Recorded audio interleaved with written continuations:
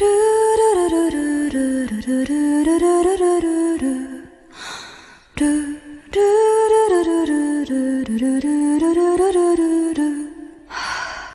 Mage V10 Character Summary Part 2. V10 Character Summary Part 2.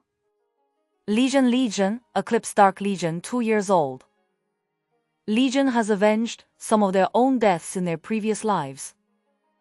Legion's members account for almost all of the deaths that the people of Morksea are aware of, other than the deaths of the bandits. The only exception is a traveler, one of the people whose body had been possessed by one of Fitan's heroic spirits, who was slain by a skeleton bone man. In reality, there were no casualties at all. However, the people who were outside the city at the time are unaware of this, including the young adventurers whose lives were saved by a mysterious old woman, Valkyrie. Thanks to them and Earl Isaac Morksea's speech, Legion have acquired the Nameless Heroes title. Even though they had randomly picked the appearances of villagers they had acquired with the encroachment fusion skill to disguise themselves, it didn't change the fact that these were still a part of Legion. To use a human as an analogy, it is perhaps similar to the way that looking at someone from behind or from the side doesn't change the fact that it is the same person. Acquiring a title in this way is only possible for Legion, who is made up of multiple personalities. Legion have heard that a statue of the Nameless Heroes has been built in the plaza, and although they are fanatical worshippers themselves, they were unable to stay around any longer. At the end of Volume 10, they are sitting in Vandalu's house with a distant look in their eyes. During the battle against Hajam Fitan, Legion absorbed the flesh and organs of a mountain giant corpse and used the remaining skeleton to fight in the form of a giant. Though the idea of doing this came from Kanako's dance lessons, during which she told them, "If you can't dance because you have no bones, can't you just stick something inside that will act as bones?" Legion have changed the way they think about dancing, and now believe that they need to get used to it. Legion feel even less emotion than Kanako towards the fact that Hajam and the other reincarnated individuals were killed. They seemed to think that it was simply a battle between people who knew each other's faces, and that it was just an extension of what happened in Origin, them and Murakami's group making use of each other and then trying to kill each other. In addition to that battle, they contributed in other ways, such as using Jack's teleportation to send monsters approaching the city and heroic spirits who had taken over the bodies of others as vessels into an underground dungeon. The experience points they gained as a result caused their rank to increase, turning them into a rank 12 race called Eclipse Dark Legion, though there is no change to their appearance such as their flesh turning darker. They have also changed jobs to Group Mass User. Simon Human, 27 years old male. Vandalu's second disciple. In the past, he had the appearance of a middle-aged man with disheveled hair, stubble on his face, and tattered clothes. He shaves and dresses properly these days, and even though his slim build and the fact that he has an artificial right arm from the shoulder down, he now looks like the young man that he is. He is from one of the numerous villages in the Alcram Duchy, and since his older brother was set to take over the family business, Simon moved to the city of Morksea, the furthest city from the village, dreaming of success as he registered at the Adventurers Guild. Blessed with considerable talent for the sword, Simon passed examinations and ascended to D-class, but lost his dominant arm from the shoulder down in a battle against monsters soon after. He struggled for a while, trying to somehow continue his life as an adventurer, but nothing could be done. But he was also unable to return to his home village or find other work, so he ended up living a miserable life as a resident of the slum quarters, doing day jobs for the Adventurers Guild.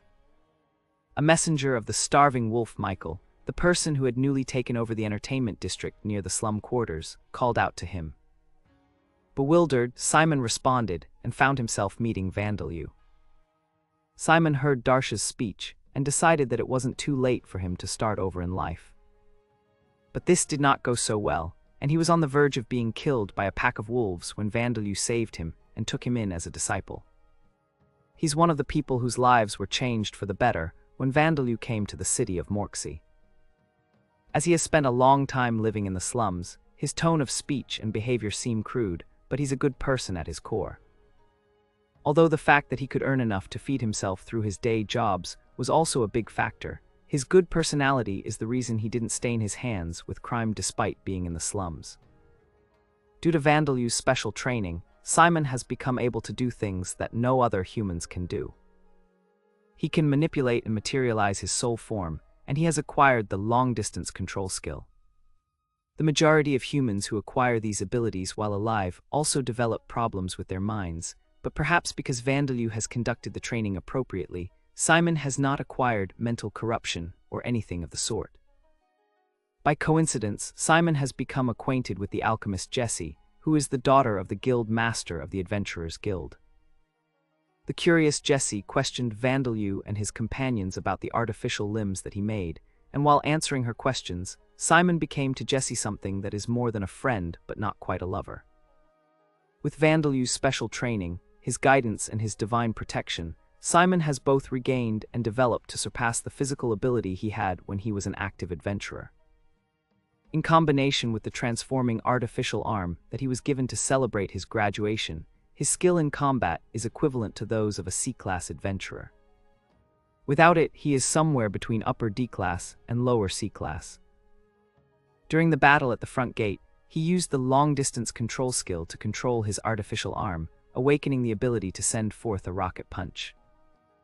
Since he was seen doing so, he has acquired the Flying Sword and Iron Arm titles. Simon is aware that he does not have the skills that warrant gaining titles, but he is determined to become worthy of them, looking towards the future with the same feeling that he did when he first became an adventurer. Incidentally, during the last chapter of Volume 10, he is aware of the truth about Vandalu and his companions. He was surprised to hear that Vandalu killed the god of thunderclouds, but he does not intend to leave Vandalu's side because of this. When he activates his artificial arm, which is a piece of transformation equipment, the black liquid metal spreads all over his body to supplement the armor he is wearing and support the movements of his body. These functions are very good, but because of the color, it gives him the appearance of a high-ranking officer or leader of some evil organization. Though it should be obvious, he has not received any dancing or singing lessons, as he has only learned the truth quite recently. Name Simon. Race human. Age 27 years old. Titles Flying Sword new, Iron Arm new. Job Transformation Equipment user. Level 0. Job history Apprentice warrior, warrior, swordsman, spirit swordsman. Passive skills. Strengthened muscular strength, level 3 level up. Detect presence, level 2 level up. Starvation, disease and poison resistance, level 2. Mental resistance, level 3 level up. Strengthened attack power when equipped with a sword, small new. Self-strengthening, transformation, level 1 new. Active skills. Swordsmanship, level 5 level up.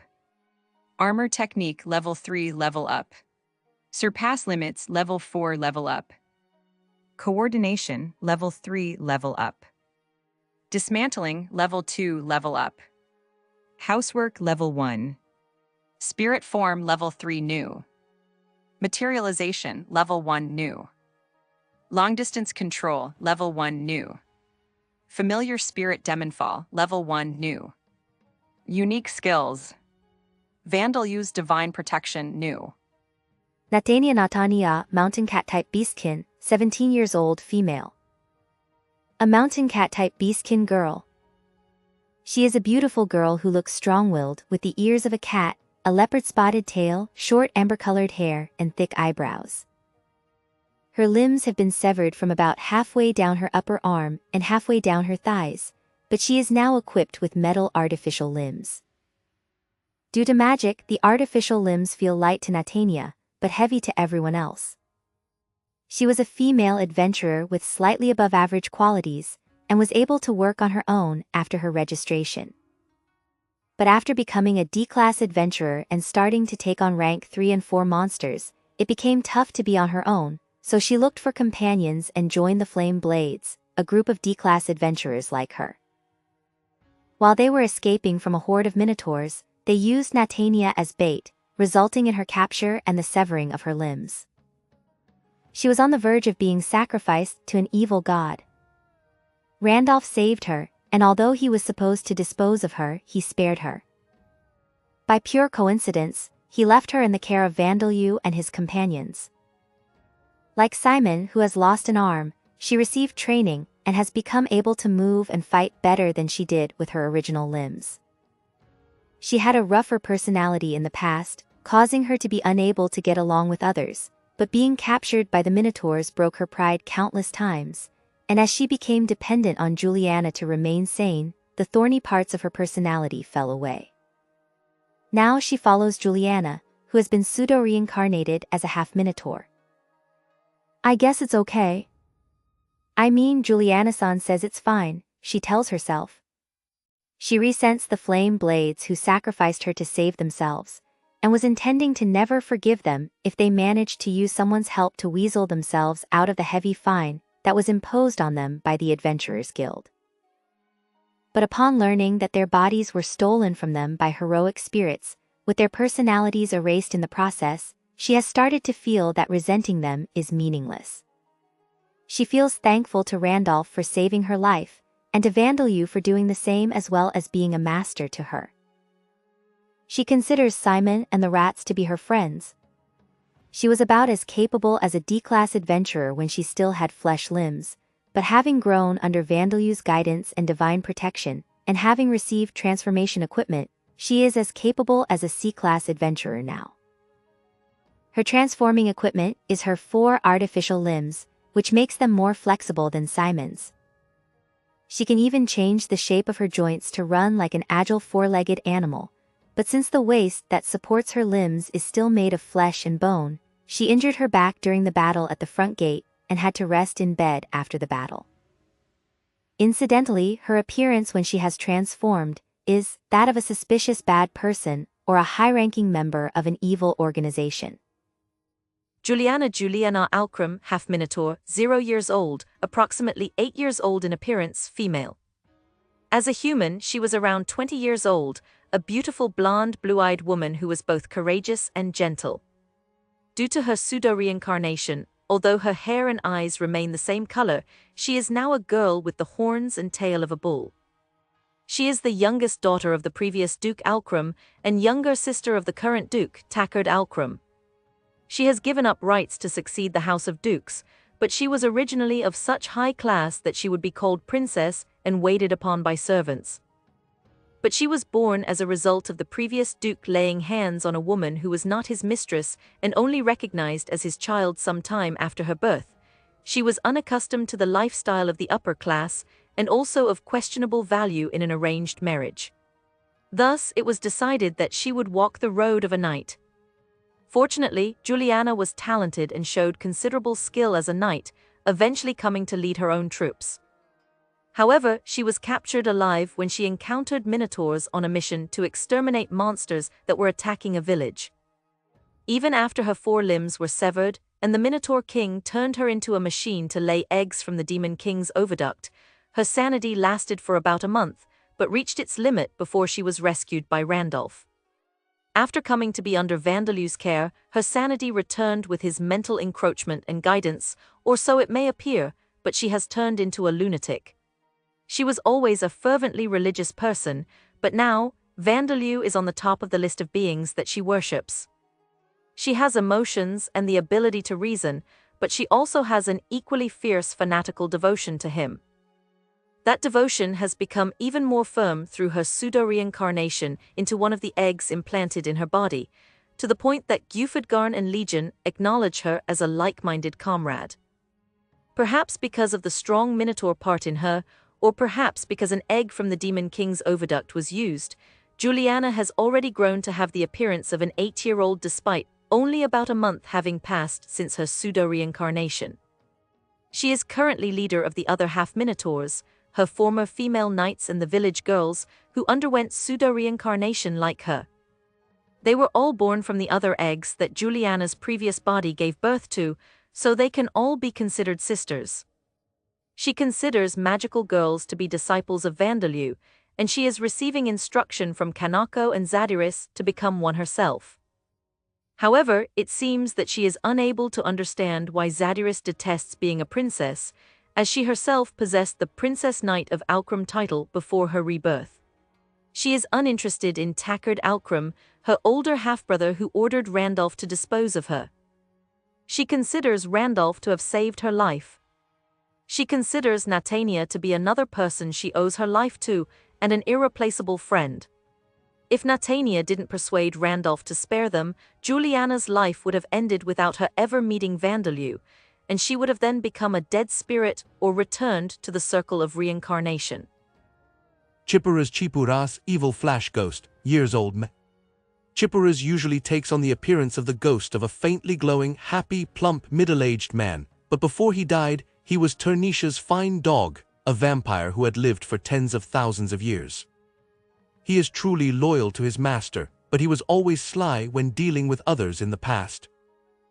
His personality has become considerably more amicable now, as his current master Vandeleur dislikes internal conflicts and does not demand that his allies kick each other and their subordinates down in an eternal power struggle.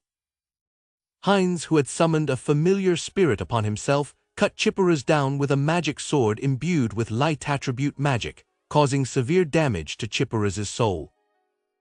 It took time for Chipura's to start over as a rank 1 wisp and regain his personality and soul. But his hard work has paid off. He has recently become a light attribute ghost and financial advisor to Vandeleur. In other words, my position as Vandeleur-sama's close aide is immovable. I no longer need to concern myself with complicated struggles for success, he tells himself in delight. To those deemed to be on Vandeleur's side, Chipura's is as helpful as he acted when he infiltrated a commerce guild before he died, but to enemies, he is even more ferocious and brutal than he was when alive. His rank increased during the battle against Hajam Fitan and his followers, thus improving his strength in combat, but the uniqueness in light attribute ghosts like him is that they are unaffected by the light attribute despite being undead. It is a great advantage to be immune to an attribute that is generally considered to be effective against undead. Name Chipura's. Rank 7. Race Evil Flash Ghost. Level 0. Title The Eclipse Emperor's Fine Dog. Passive skills. Spirit Form Level 6 level up. Mental Corruption Level 5. Light Attribute Immunity. Light Form Manipulation Level 6 level up. Mana Enlargement Level 2 level up. Super Self-Strengthening Subordination Level 1 Awakened from Self-Strengthening Subordination. Strengthened Attribute Values Guidance Level 4 level up. Strengthened Attribute Values Demon King's Light Level 4 level up. Materialization Level 3. Enhanced Attribute Values Creator Level 5. Active Skills. No Attribute Magic Level 4 level up. Water Attribute Magic Level 10. Mana Control Level 10. Unarmed Fighting Technique Level 7. High-Speed Flight Level 7 level up. Surpass Limits Level 10. Projectile Fire Level 5 level up. Light Attribute Magic Level 2 level up. Long Distance Control Level 5 level up. Unique Skills. Vandeleu's Divine Protection. Darok Daroak, evil flash ghost, years old male. At first glance, Darok appears to be a good-looking man with a well-featured face and a sturdy body. But before his death, he was one of the 5 dogs, the close aides of the pure-breed vampire Ternisha, and possessed the title of Ternisha's fighting dog. As his name suggested, he was the most proficient in combat among Ternisha's servants, even surpassing the hound Isla in strength. He favors direct battle over trickery, and his words and the way he acts gives off the air of pride, similar to that of a knight. But in reality, he has no notion of chivalry, does not mind resorting to surprise or sneak attacks, and is a beast-like person who believes that the one left surviving in the end is the victor. Despite having lost almost all of his memories from before his death, that personality hasn't changed. However, he does not leave Vandeleur's side unless ordered to, and doesn't cause any problems. He was a master swordsman in life. Even though he is now a ghost, he prefers fighting with light attribute magic and with a sword that he creates with his own spirit form. As he does, he says things like, "By the power of light and by my radiance," making him sound like a champion of justice. But the truth is that he simply takes pride in the power of his light attribute, and any foes who misunderstand may find themselves tricked by an illusion and cut down from behind. Name Darok. Rank 7. Race Evil Flash Ghost. Level 0. Title The Eclipse Emperor's Fighting Dog, transformed from Fighting Dog. Passive skills. Spirit Form Level 6 level up. Mental Corruption Level 8.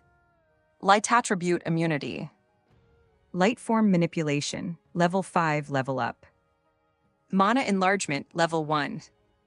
Self-Strengthening Subordination Level 10. Strengthened Attribute Values Guidance Level 4. Strengthened Attribute Values Demon King's Light Level 4 level up. Materialization Level 4 level up. Enhanced Attribute Values Creator Level 6 level up. Active Skills. Combat Slaughter Swordsmanship Level 2 level up. Unarmed Fighting Technique Level 10. Archery Level 4 level up. Transcend Limits Level 2 level up. Fire Attribute Magic Level 7. No Attribute Magic Level 2 level up. Mana Control Level 5. Projectile Fire Level 6 level up. Light Attribute Magic Level 3. Unique Skills. Vandal Use Divine Protection. Burkert, evil flash ghost, years old male. Burkert has a handsome face with a thin, sickly-looking body. In life, he was a high-ranking noble-born vampire known as Ternisha's Mad Dog, one of Ternisha's 5 dogs. He was almost completely insane. He was not capable of reasonable action without instructions from Ternisha or one of the other 5 dogs. Thus, although he was one of Ternisha's close aides, she intended to use him as a disposable pawn when the time called for it. By becoming undead, he has lost both his memories and personality, become even more insane, and is incapable even of holding a conversation. However, most spirits of people who died a long time ago are in a similar state, so Vandalyu and the other ghosts don't see this as much of a problem. Having lost his memories from when he was alive, Burkert thinks of himself as light. Thus, he uses methods of attack that are strange even for a ghost, such as shouting, "Me light beam," and turning himself into a beam of light to strike the enemy with his own body. It seems that his insanity makes him proficient at changing the shape of his spirit form exactly as he wishes. He appears to have an interest in the magical girl concerts. It seems that they are fun for him because of the flashing lights. He feels perhaps uneasy in places that are completely dark. His insanity seems to turn inwards and whispers to himself in a voice that can only be heard by Vandalyu and other spirits. Name Burkert. Rank 7. Race Evil Flash Ghost. Level 0. Title The Eclipse Emperor's Mad Dog, transformed from Mad Dog. Passive skills. Spirit Form Level 7 level up. Mental Corruption Level 10. Light Attribute Immunity. Light Form Manipulation Level 8 level up. Mana Enlargement Level 2. Murder Healing Level 10. Self-Strengthening Subordination Level 10. Strengthened Attribute Values Guidance Level 5 level up. Strengthened Attribute Values Demon King's Light Level 4 level up. Materialization Level 1. Enhanced Attribute Values Creator Level 5. Intuition Level 1 new. Active Skills. High-Speed Flight Level 8 level up. Projectile Fire Level 7 level up. Transcend Limits Level 1 awaken from surpass limits. Light Attribute Magic Level 1.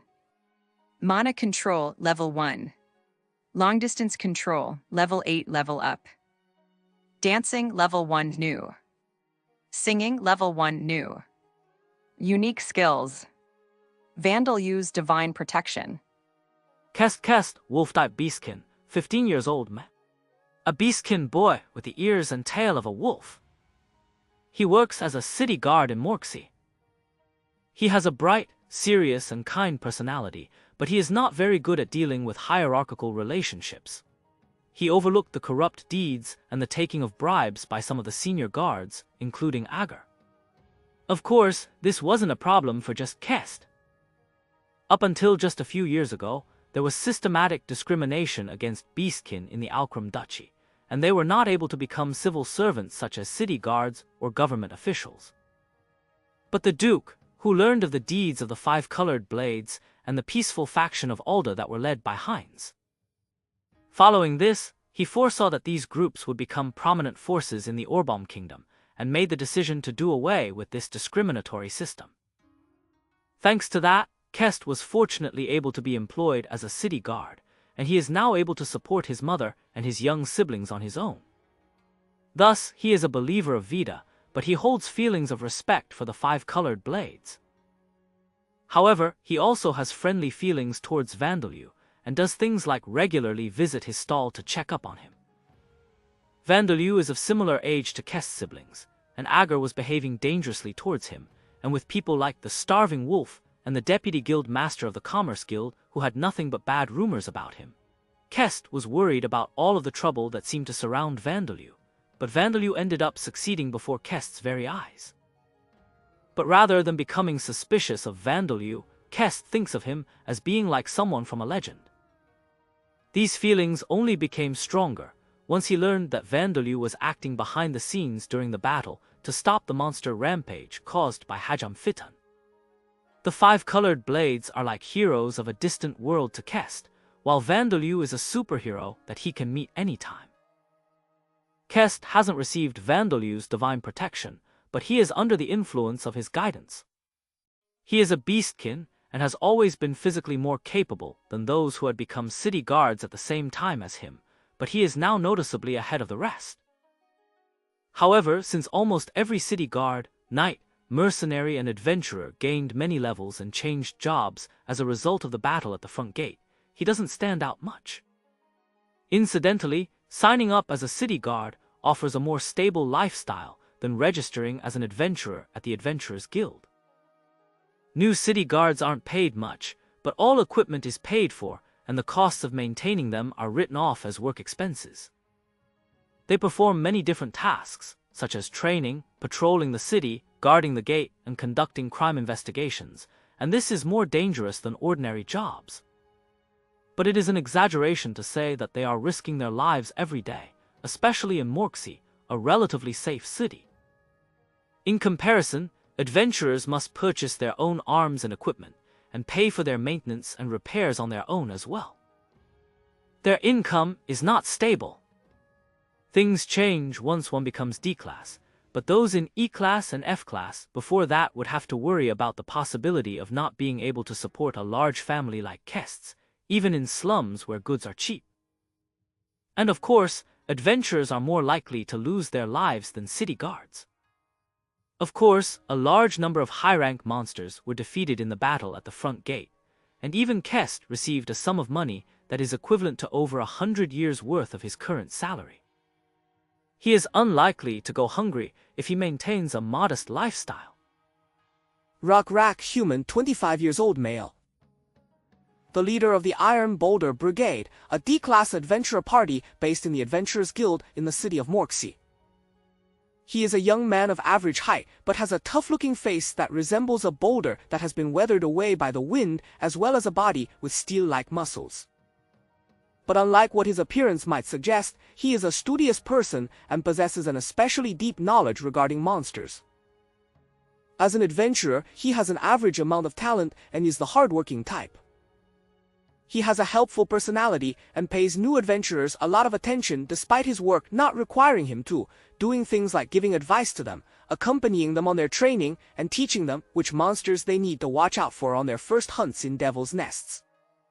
He is a passionate person. When he encountered Vandalyu by chance out in the field, he mistook him for a rookie adventurer who had been killed by a dangerous demon dog or black dog, Fang, and tried to avenge him. And it is not only Rock, but all members of the Iron Boulder Brigade who possess these qualities. This makes them very popular among younger adventurers, and they have the trust of the guild's employees. Guild Master Berard is thinking of recruiting all of them as instructors at the school for adventurers once they retire. However, their actual ability is average and they encountered barriers to their growth. When drinking, they tell each other and their friends that they want to rise to C-class before they retire. But since they were also fighting at the front gate to protect the city from the monster rampage caused by Dhampir, all of them overcame their development barriers at once, and their rise to C-class feels within reach. Incidentally, all of the men of the Iron Boulder Brigade, including Rock, often prayed to gods of Alda's faction, but they have converted to Vita's religion now.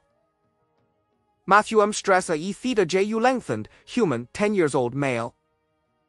The leader of the pack among the children of the orphanage in the city of Morxi's slum quarters. When Vandalyu came to the city, he was the oldest among the orphans, and was attempting to run away from the orphanage in order to reduce the number of mouths that needed feeding. But as a result of setting his sights on stealing from a food cart run by a child around the same age as himself, he was quickly caught by the guard dog Fang. He has the will to take action, but still lacks the discretion and the ability to make plans. He often makes fun of the women running the orphanage with his words, calling them gorilla or ogre, but he thinks of them dearly. Director Holly is like a mother or grandmother to him, while Ceres and Vestra are like older sisters. He thinks of Vandalyu as a close friend. And in reality, he was under the influence of the brainwashing done by the pure-breed vampire Burkan using the Demon King's shadow. Him targeting the food cart run by Vandalyu was a part of that brainwashing. But he doesn't fall into despair and panic that all of his emotions and thoughts were fake. He is merely a little surprised. Because of Burkan's skillful brainwashing and Matthew himself being young, he has no recollection of being manipulated other than when he was luring Vandalyu into a trap. Him and the other children of the orphanage have had their small animals turned into monsters by Vandalyu's blood, and they are all registered as members of the Tamers Guild. Incidentally, Matthew's familiar is Nightwing, a monster that was once a bat. But they were left out of the battle against Dhampir, so the children were evacuating with Ceres and the others. Recently, he has often been going to Vandalyu's house to play with Juliana and the other half-minotaur children. Ceres Ceres and Vestra subordinate vampires, years old female. These two are nuns at the orphanage in the slum quarters. Both of them have the appearances of beautiful young women in their later teenage years. Ceres has gentle, feminine facial features, while Vestra's face is rather stern. As one might guess from their appearances, Ceres is calm while Vestra is strong-willed, but what they both have in common is their familial love for Matthew and the other orphans. They don't get truly angry even when called gorillas or gorilla nuns.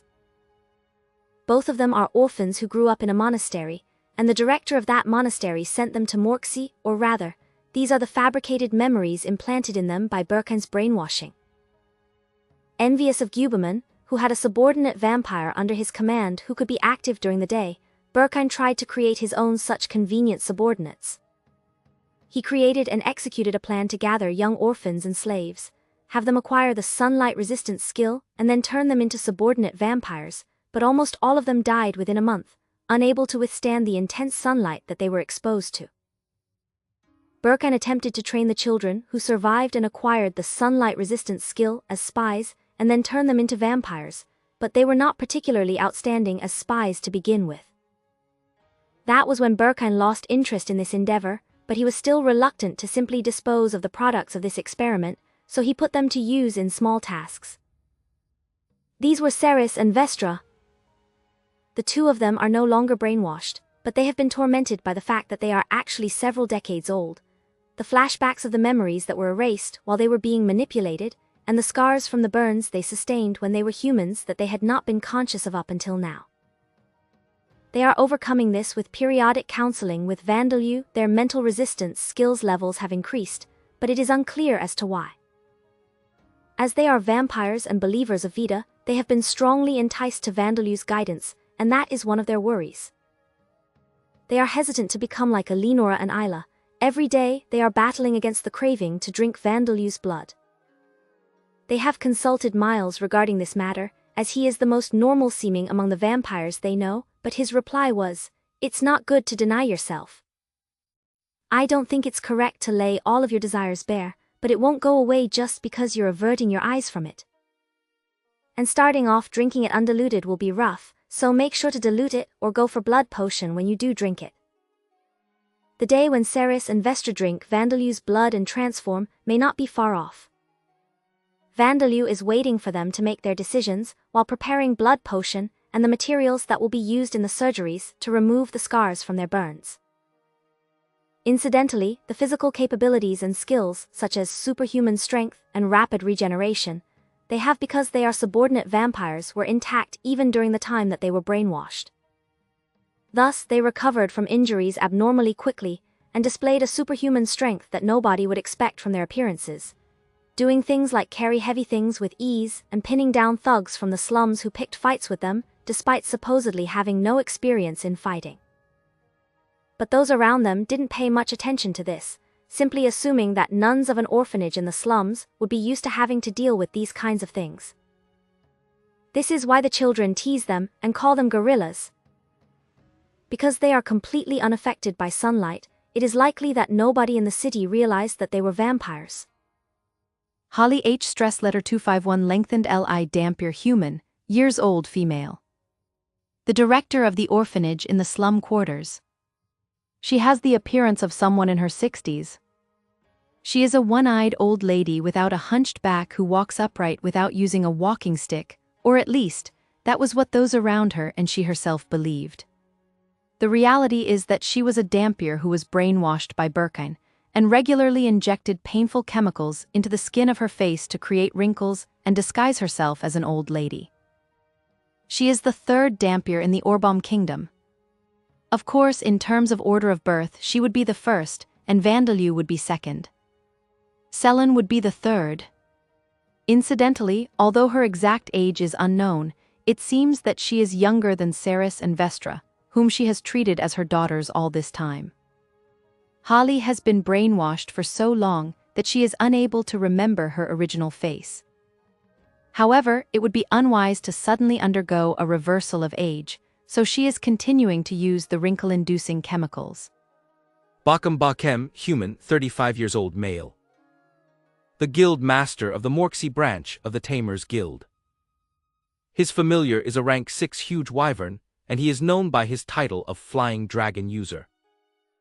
He is a wyvern tamer who is trusted even by Duke Alcrum, and of such skill that he is even requested to work as an instructor for the dragon knights who serve the Duke's house.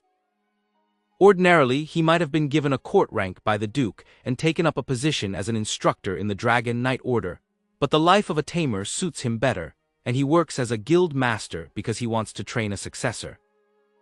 Incidentally, he is married and has children. One winter, a Dhampir boy registered at his guild with a stray dog that he had tamed. Bakum thought that he had future promise, only for that Dhampir to turn that stray dog into a monster, then gain 3 rat monsters, then increase their ranks one after another. After making several reports of the discovery of new monster races, the Dhampir then proceeded to bring 2 ghouls into the city. Future promise. No, he is exceptional in the present tense. No, hasn't he already surpassed me? He has indeed, he thinks to himself.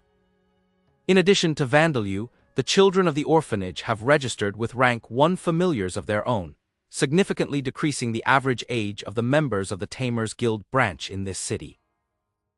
Incidentally, it is rare for the familiars of ordinary tamers to increase their ranks multiple times in a short period of time. Perhaps not so much for rank 1 monsters, but rank 3 and 4 monsters do not increase their ranks so easily. This is not because familiars are different from wild monsters, but simply because tamers, like adventurers, often aim to hunt weaker enemies that they can defeat with certainty, rather than risk their lives hunting enemies that are of equal or greater strength. This is also partially because the higher a monster's rank, the harder it is for its level to increase, and there are less monsters of equal strength for it to defeat, so leveling up takes longer. Death Mage V10 Character Summary Part 2, V10 Character Summary Part 2. Berard, human, 45 years old male. The guild master of the Morksey branch of the Adventurers Guild. He was a free, unfettered adventurer in the past, but he retired from active work and began work as a guild employee. He succeeded in this career and rose to becoming the head of a branch. He is married and has one daughter. As the head of the Adventurers Guild in a city of commerce, he dealt with a considerable number of problems that occurred fairly frequently while worrying about his daughter's future. But the scale of these problems grew immensely following Vandaleu's arrival in the city. In addition to Vandaleu not having any interest in registering as an adventurer, there is also the matter of Juliana Alcrum, and all of this has caused accumulating damage to his scalp and stomach. Vandaleu, who has restructured the food carts in the slums that would purchase the monster parts that were used as proof of extermination, and has also drawn attention as a tamer with greater fighting strength than a party of adventurers, has been a source of headaches for Bakum. But Vandaleu is also a welcome figure, as goblin extermination is very active now thanks to him. Bakum is still unaware of the events that occurred at the Adventurers Guild of the city of Nyarki in the Hartner Duchy. Regarding the fact that his daughter Jessie is spending time with Simon, he does not feel anger towards Simon for approaching his daughter. Instead, he is in anticipation that love has perhaps finally come to his daughter, who has lived a frivolous life up until now.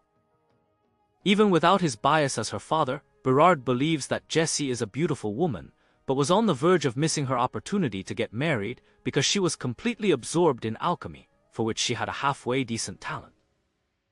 The development with Simon was very timely, as he was considering forcibly dragging her to marriage interviews. Of course, he would have been against Simon being in her company if he remained a one-armed dropout living in the slums. But there is no reason for him to oppose it now. The current Simon has acquired an artificial arm, become even more powerful than before he lost his original arm, and is even a hero who gained a title due to his actions during the battle at the front gate. He watches the pair and hopes for their relationship to develop into one of love. Isaac Morksey, human, 40 years old male. An earl who serves the Alcrum House of Dukes. He is a nobleman with rather thin hair but a plentiful beard. The spies in his employment are considerably proficient, but he is otherwise an ordinary nobleman. He has no ambition to become more than he currently is, nor does he have any burning ambitions. He does not plot any unnecessary conspiracies. He is not entirely pure and upright, but he is not crafty and scheming either. He is the kind of person who would raise his sword, which does not offer him anything other than a little peace of mind, even in a battle where his own death would be certain, in order to protect family and his pride and duty as a nobleman. The headquarters of a rather large-scale criminal organization existed in his city, but that was a problem that was too great for him and his advisors to overcome. As a noble, he belongs to a faction that has sworn loyalty to their master, the current Duke Alcrum. His city is a city of commerce, so he rules it with care to ensure that there are no religious conflicts. On the other hand, he controls little military force, but there are other nobles' domains between the domain ruled by the Morksey House and the borders of other duchies, so this causes no particular inconvenience. There are devil's nests in the lands surrounding Morksey, the capital of his domain, as well as several D-class dungeons and one C-class dungeon. However, the adventurers of the Adventurers Guild regularly cull the monsters, and the city profits from the products acquired from them. His only source of major headaches was his uncle Joseph, who used his connections to gain the position of Deputy Guild Master at the Commerce Guild. The above is a description of the situation before Vandaleu's arrival. After Vandaleu came to the city, the safety of the slums improved, the poor gained jobs and an income, and a famous product known as Gabu Gabu was developed. However, he is now troubled by problems such as the half-minotaur with the same name as Juliana, a member of the Alcrum family of dukes, and the fact that the religion of Vita has grown rapidly in popularity among the citizens. On top of that, although he does not know everything about the true identity of the bandits behind the monster rampage, he has a partial understanding regarding them. He understands that Vandaleu and Darsha are unmistakably the ones who saved the city from destruction, and feels gratitude towards them. He weighed the risks of turning him into an enemy and the risks of forming a bond of friendship with him, and elected for the latter. It is unclear whether this decision will lead to the destruction of the Morksey house, or will later be praised by his descendants as a historically wise decision. However, it seems that his hairline is on its way to its gradual demise. Takard Alcrum human, 60 years old male. The current head of the Alcrum House of Dukes. At first glance, he appears to be a gentle old nobleman, but has a significant shady side to him as well. He commands the Dragon Knight Order that uses lesser wyverns as mounts, and is fairly capable in managing domestic affairs, having succeeded in making the duchy quite wealthy. He does not have a particularly cool-headed personality, but his relationship with his youngest sister Juliana was merely one that he was obliged to have due to their connection by blood. He was not close to her at all. As she had given up her right to succeed his position as head of the house, she would never have become a reason for internal conflict from a legal standpoint. However, he is well aware that the law is something that changes based on public opinion and the needs of those in power, and even if it does not, there is always some hidden flaw or loophole. Thus, Tackard intended to have Juliana married to a suitable partner of his choosing and retire before her deeds, as a knight became too magnificent and attention-drawing. When he heard the report that she was abducted by minotaurs, he requested Randolph, the True, to put her to rest if she was still alive. However, upon investigating the Dhampir that had appeared within his realm, he was horrified to learn that a female adventurer and a girl named Julia, who were kidnapped by minotaurs and had their limbs severed, were in his care. There was no doubt that the girl named Julia was actually Juliana. Upon learning that the Dhampir later acquired a familiar named Juliana who resembled Juliana exactly, of a new minotaur-like race of monster, Tackard almost fainted in shock. He doesn't understand the situation. He doesn't know what is truth and what is lies, especially regarding the minotaur-like monster. Without making any hasty moves, he has sent spies to infiltrate the city and gather information. Rodriguez, human, 37 years old, male. A B-class adventurer known by the title of Strong Sword. He has stepped back from active work and now works as a personal bodyguard for Edmund, a merchant who saved his sickly son from the brink of death. He has a fierce-looking appearance, but he is not a bad man. He has a very duty-driven personality. However, he will even disobey the orders of Edmund, the one who saved his son's life, if it is for Edmund's own sake. He was able to realize that Darsha was more powerful than himself just from her ordinary, everyday actions, but he hadn't realized just how much more powerful she was, so he was absolutely astounded by what he saw during the battle at the front gate. Edmund, human, 32 years old, male. Edmund appears to be an honest man at first glance, but he is actually a malicious, immoral merchant who comes up with all kinds of schemes. He is immoral, but there are lines that he will not cross, and he does not have such greed that he is willing to take important things from others for his own profit. He doesn't believe that money is everything in this world, and he knows that there are people like Rodriguez who won't risk his life for money, but is willing to throw his own life away to repay a debt.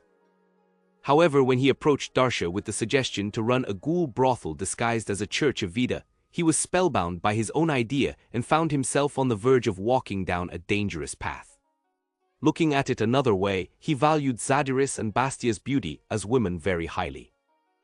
He trusted Rodriguez and abandoned this scheme, and as he was trying to come up with other get-rich-quick schemes while conducting his business, the Hajam Fitan incident occurred.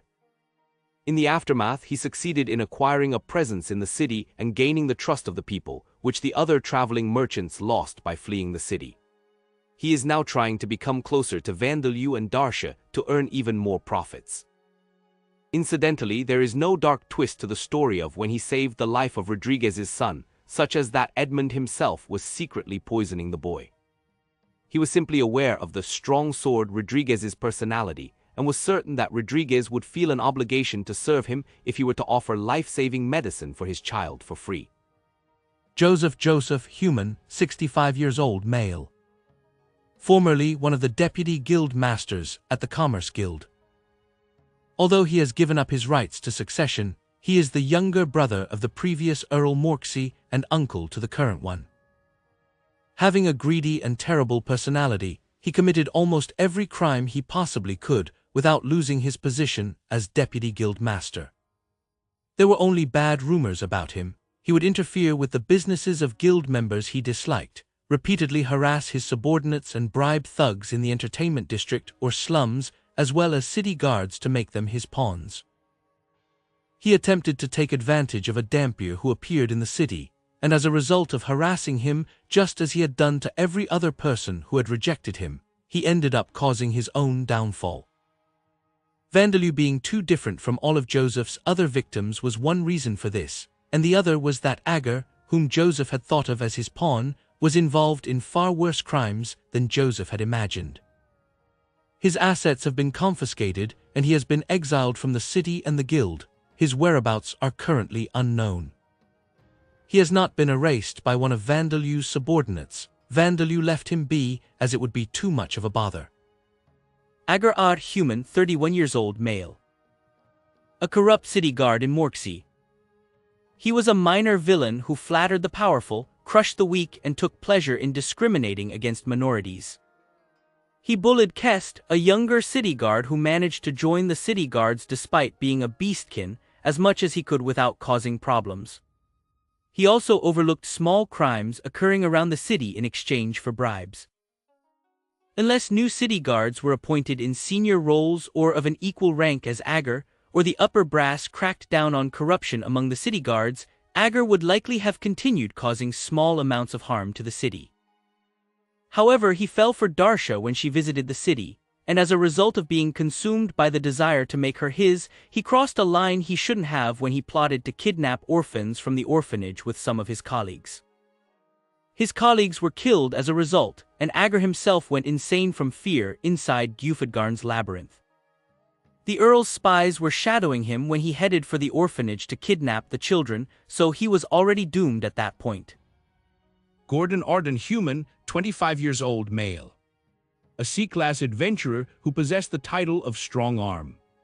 His behavior was extremely terrible, and he came to the city of Morksey because it was becoming difficult to stay in the city where he was originally based. He spotted Zadiris and Bastia, Vandeleur's familiars whom he had left waiting outside while he entered the Adventurers Guild. Thinking of them as a lucky find, he ended up in an argument with Jesse when he tried to make them his. Looking at it another way, he valued Zadiris and Bastia's attractive qualities very highly. He created a fuss and challenged those around to a duel, and as a result, he was beaten by Miles, who isn't even an adventurer, and was thrashed one-sidedly by Natania and Simon, D-class adventurers who had lost limbs and replaced them with artificial ones. After this shameful display, he lost his strong arm title.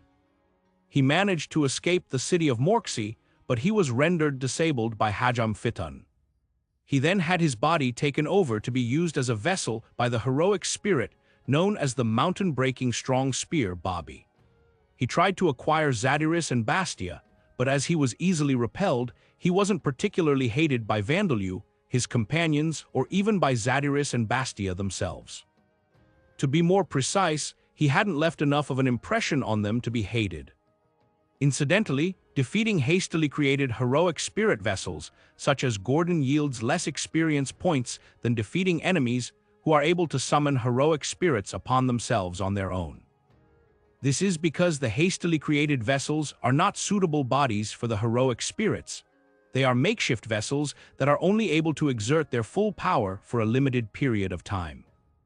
Fitan Fitan, the god of thunderclouds. A being who ascended to godhood after the battle between Alder and Vita, approximately 50,000 years ago. In life, he was a mercenary who accomplished legendary feats and excelled in all kinds of physical combat. Upon becoming a god of the wind attribute, he behaved like a god to be in line with the others. However, due to the appearance of Vandeleur, who is able to kill, destroy gods, his original personality reawakened, and he devised a plan to create a battle to the death against Vandeleur. As the title of God of Thunderclouds may suggest, he is one of the gods who controls the weather, and because he was a mercenary as a mortal, he is also a god of battle. He possessed the greatest fighting strength among the subordinate gods serving the heroic god Nineroad, who succeeded the great god of the wind attribute, the god of wind and art Shazarian. The mercenaries who were a part of Fitan's mercenary band when he was alive served him as heroic spirits, and they were greater in number than most subordinate gods' heroic spirits. However, the doctrine that Fitan taught to his followers after he became a god was something that he had done to be in line with the gods of Alda's forces. To him, it was nothing but a flimsy farce, and that is why he sent almost no familiar spirits or heroic spirits for his followers after his own generation ended. His original personality was that of a battle-frenzied thrill junkie who lives in the moment, uninterested in good and evil. And although he was not aware of it, he was also a destructionist. It just so happened that he continued to be hired by the same country over the years and didn't cause any messes between the end of the war and his own death, which is why he was widely supported as a hero. However, in ordinary circumstances, he was someone who never should have become a god. He thought of his believers as livestock and considered them to be animals rather than people. He did grant divine protections to his believers and put them through trials, but the main objective of this is to kill time. He did not feel the responsibility that a god should have to guide their people. He can be considered to have been a far more evil god in nature than the gods who left the Demon King's army to join Vita's faction, such as Fidurg, the dragon god of 5 sins, and Mububugen, the evil god of degenerate corpulence. Fitton took notice of Hajime due to their compatibility in terms of attributes and abilities, nurtured him to make use of him, then led his heroic spirits in battle against Vandalyu. However, Hajime took back control over his body in the end, causing Fitton to meet a pathetic demise. In terms of his position as a god, he was a subordinate god of Nineroad who serves Alda, and had a considerable number of believers not only in the Amid Empire but also in the Orbom Kingdom. There are also churches dedicated to him outside the Bon Gaia continent. Thus, his destruction was a significant global event. Incidentally, a space attribute mage who was one of Fitton's heroic spirits, the one responsible for connecting the entrance of his dungeon of trials to a forested devil's nest near the city of Morksey, still remains in Fitton's divine realm. Hajime Hajime Inui, human, 2 years old, 17 years old in appearance, male. The reincarnated individual who was granted the marionette ability by Rodcourt. He was originally introverted and had the kind of personality that preferred making moves behind the scenes rather than arming himself and fighting. In origin, he was consumed by his cheat-like ability, his talent for magic, and the upbringing that was wealthier than the one he had on Earth. He misused his powers, but after Amamiya Hiroto formed the Bravers, Hajime Fitton felt discontent as he could no longer do as he liked. He accepted the Avalon Rikudo Hijiri, betrayed the Bravers with Murakami and the others, and joined forces with the 8th Guidance. And as a result, he was brought to the verge of death by an explosion caused by Isis, and then finished off by Kanako. The trauma of these events remained etched deeply in his mind even after his reincarnation in Lambda, to the point that Fitton, a god of war, trembled at the mere sight of Isis and Kanako. Defeated in battle, he begged for his life to be spared. But Vandalyu knew that Hajime was conscious for the duration that Fitton controlled his body, and could have stopped Fitton if he had resisted strongly. Thus, Vandalyu devoured his soul along with Fitton's, ending his existence. Junpei Murakami, human, 2 years old, 17 years old in appearance, male. The person who was Vandalyu, Kanako and Asagi's homeroom teacher on Earth. He was a reincarnated individual with the Chronos ability. He made a deal with Rodcourt, promising to kill Vandalyu in exchange for the same reward that was offered to Kaido Kanata, the reward of being reincarnated under favorable circumstances in a world similar to Earth. But as soon as he was reincarnated in Lambda, Kanako, Doug, and Melissa left him, and the super sense Kaoru Gatauta fled. With the 2 other remaining members, the Sylphid Misei Anderson and Odin Akira Hazamada, he tried to kill Vandalyu while taking advantage of Hajime Fitton, but this failed miserably. Although he considered Hajime to be nothing but a disposable pawn in origin, it was he and his companions who ended up being under Hajime's control, and he was later killed by Vandalyu's right fist that was under Doug's control. His soul was devoured and his existence extinguished. As he was passionate about killing Vandalyu, Rodcourt had high expectations of him and gave him many blessings, but this resulted in Rodcourt himself being damaged when his soul was devoured. Incidentally, he called Kanako a traitor and loose, but they did not have any particularly deep relationship. They had a certain amount of trust in each other in origin, but it was a rather distant one, with work being their main goal in common. Randolph, elf, years old male. The S-class adventurer of the Orbom Kingdom who possesses the title of the True. He turned his back on the gods and decided to retire, fatigued by life, but he was unable to do that because he is such a capable individual. Currently, in addition to hunting monsters to feed himself, he is accepting requests from those belonging to families to whom he was indebted in the past. He is a master of spiritual magic and uses a dagger as well as a bow and arrows as his weapons. He is also capable of sealing fragments of the Demon King on his own. He originally had an honest, virtuous personality, but his despair has caused him to become a reckless person who does not think about consequences. There is also no consistency to his actions. Although he agreed to Duke Alcrum's request to dispose of Juliana, he thought it would be fine to spare her subordinates if they still lived. But at the last minute, he took pity on Juliana and Natania and let them live. However, if by some event Duke Alcrum, or even the Orbom Kingdom, were to put a bounty on his head and send elite forces to kill him, he is confident that he will be able to come out alive. His wish for such destructive events is clear, as he would truly become free if they came to pass. In his everyday life, he disguises himself as a middle-aged human man with a variety of false names such as Ralph. Amamiya Hiroto, human, 6 years old. The oldest child of the braver Amamiya Hiroto and the angel Amamiya Narumi. His name originates from Amamiya Hiroto. He is a mischievous boy who has inherited from his parents a talent for magic and physical activities, but he does not possess a cheat-like ability. He has always been bothered by this, and it has caused a complex.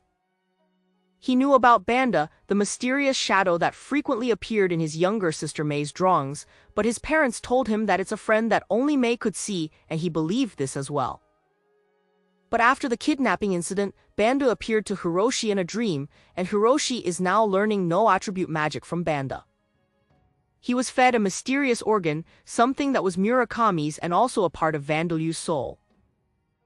He has thus gained the super mana recovery cheat-like ability, though he does not know this yet. Rankings. Japanese symbol I cup. Belmond. Aizen. Quinn. Princess Levia.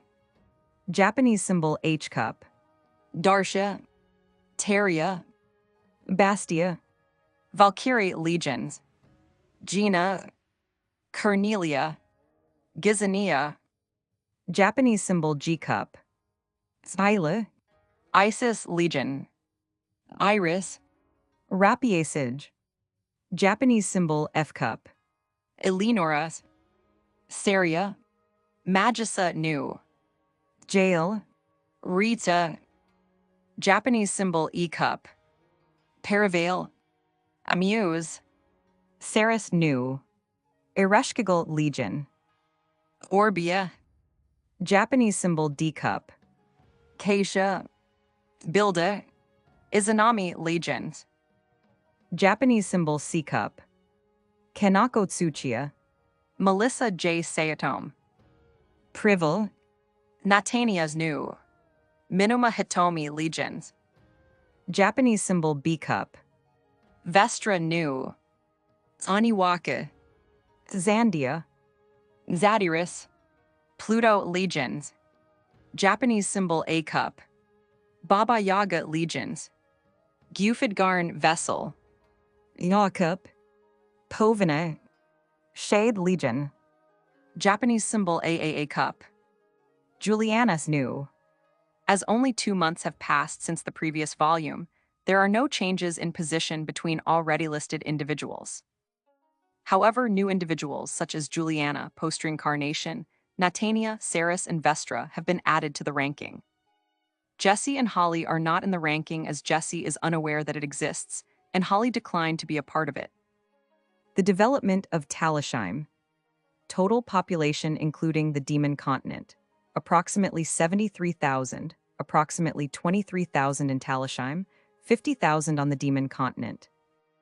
Ghouls, undead, black goblins, Anubises, Orcuses, Titans, humans, beastkin, dwarves, Scylla, half-elves, elves, lizardmen, Armins, vampires, Skogsra, Leshy, Gehenna bees, Kurujin, Marujin, Lamia, Draconids, Kijin, harpies, centaurs, merfolk, chaos elves, noble orcs, high kobolds, high goblins, magin, arachne, impusa, dark humans, dark beastkin, diverger, half-minotaurs.